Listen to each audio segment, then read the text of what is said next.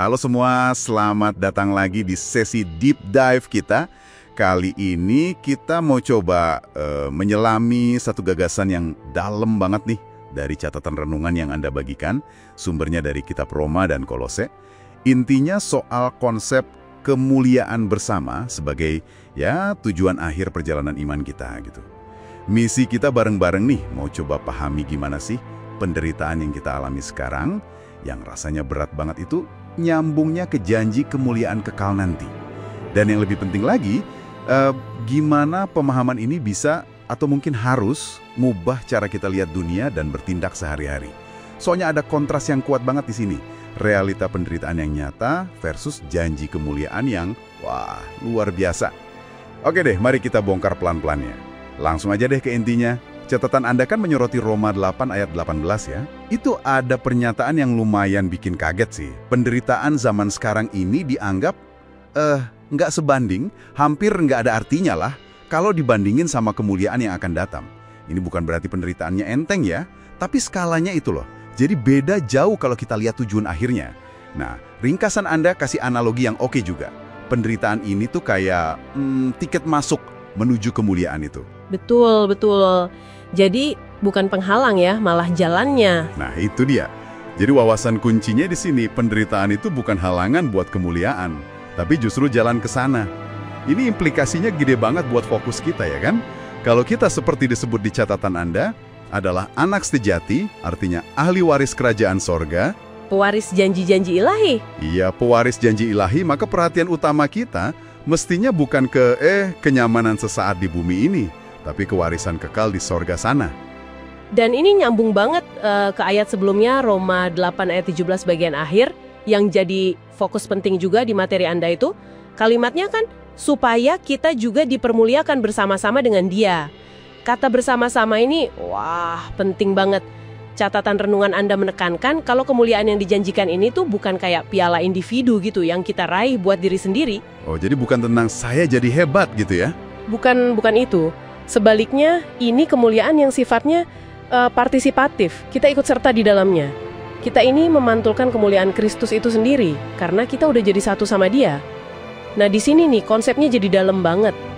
Perspektif ini, seperti ditekankan di ringkasan Anda, secara radikal itu gimana ya? Meruntuhkan dorongan alami kita buat ngejar status semu. Status semu? Maksudnya kayak pengakuan, kehormatan duniawi gitu? Iya, betul. Pengakuan, kehormatan, kemuliaan versi dunia lah pokoknya buat diri sendiri. Kemuliaan yang sejati menurut sudut pandang ini, yaitu terjadi pas Kristus makin kelihatan dan dimuliakan lewat hidup kita. Bukan kita yang cari panggung. Oke, paham. Kalau gitu, kalau kemuliaan itu sifatnya partisipatif dan adanya nanti di masa depan, terus gimana ini seharusnya ngubah cara kita hidup sekarang? Saya lihat catatan Anda langsung ngarahin kita ke Kolose 3 ayat 2 ya. Pikirkanlah perkara yang di atas, bukan yang di bumi.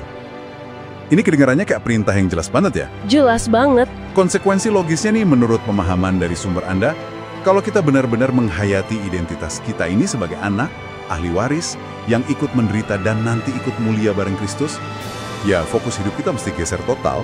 Bukan cuma penyesuaian dikit-dikit gitu. Iya, bukan sekedar polesan, ini fundamental. Catatan Anda kan kasih contoh. Kita harus mulai lepasin genggaman erat kita sama ukuran sukses duniawi. Misalnya obsesi sama harta, atau popularitas, jabatan. Nah, semua itu jadi sekunder lah dibanding tujuan surgawi itu. Pandangan kita benar-benar harus diarahin ke atas. Tepat sekali. Dan ini tuh bukan sekedar teori atau pemikiran indah doang ya. Pemahaman ini menurut ringkasan Anda nuntut apa yang bisa kita sebut sebagai penyesuaian fokus yang radikal dalam keseharian kita. Penyesuaian fokus yang radikal? Gimana tuh maksudnya? Maksudnya kita secara sadar terus-menerus gitu ngalibrasi ulang perhatian kita. Kayak nyetel alat ukur aja. Dari urusan dunia yang sementara ini ke tujuan surgawi yang kekal itu. Metafora yang dipakai di catatan Anda juga ngebantu sih.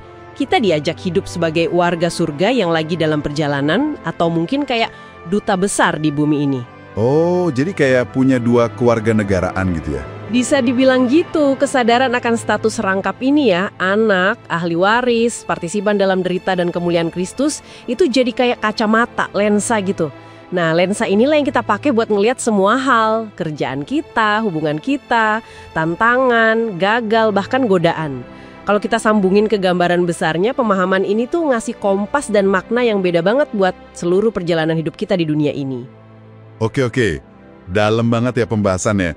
Coba kita rangkum sedikit ya, beberapa poin penting dari deep dive kita ini, berdasarkan materi Anda tadi. Pertama, ada wawasan kunci nih. Penderitaan itu bukan akhir cerita, bukan cuma nasib sial, tapi bagian penting dari proses. Kayak tiket masuk tadi ya, menuju kemuliaan bersama Kristus. Ini ngubah cara kita lihat kesulitan ya kan? Betul, memaknainya jadi beda.